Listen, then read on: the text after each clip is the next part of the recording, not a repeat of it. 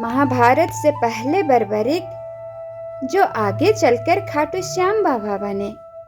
कहा जाता है जिसके सिर के बलि खुद श्री कृष्ण ने मांगी हो, जिनकी प्रतिज्ञा पूरी दुनिया को हिला दे और जो मरकर भी जीवितों के भाग बदल दे, वह कोई साधारण योद्धा नहीं, वह है खाटू श्याम बाबा।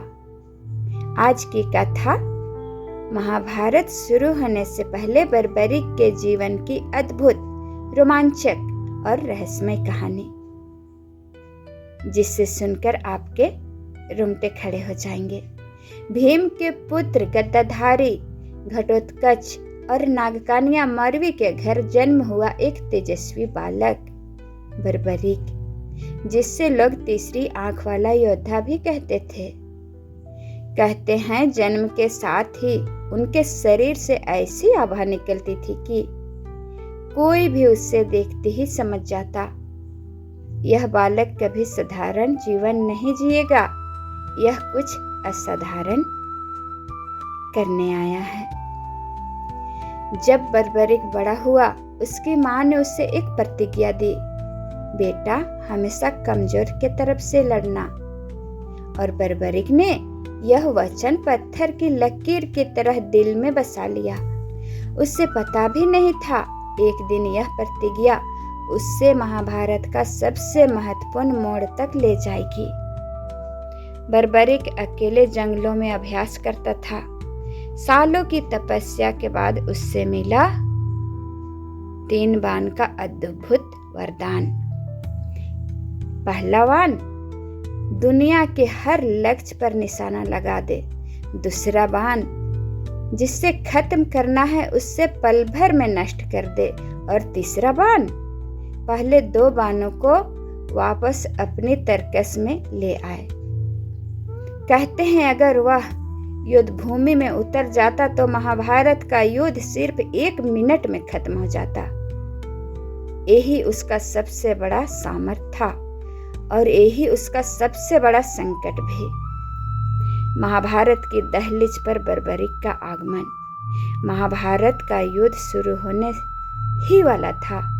पांडव और कौरव दोनों राजा निखिल तीसरी तरफ आते हैं। एक अकेला योद्धा, एक रथ, और उसमें बैठा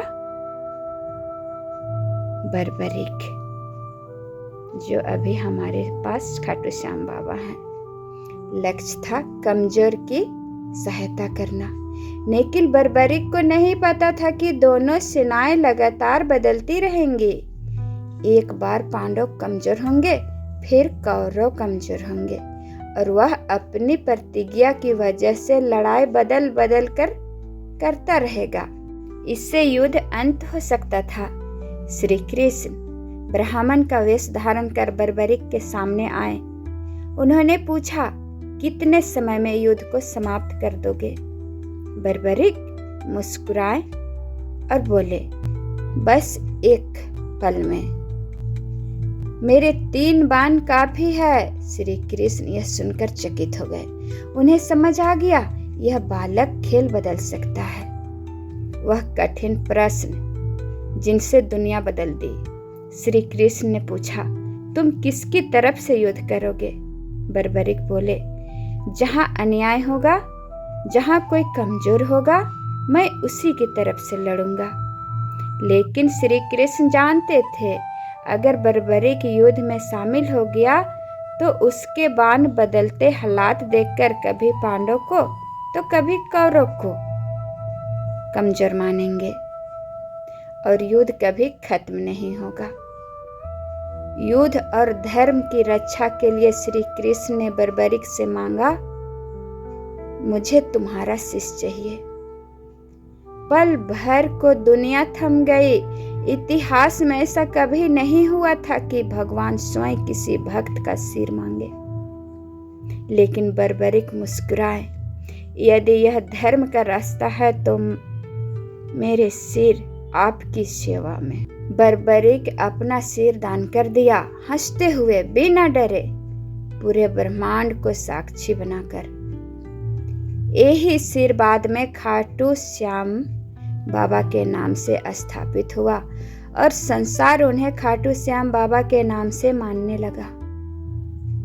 श्री कृष्ण ने कहा, तुम मारे नहीं हो, तुम अमर हो रहे हो।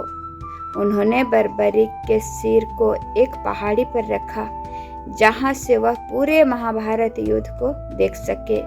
कहते हैं युद्ध के अंत में जब पूछा गया कि असली विजेता कौन है, तो बर्बरिक के सिर ने बोला, विजेता तो केवल श्री कृष्ण है, बाकी सब तो उनकी लीला है।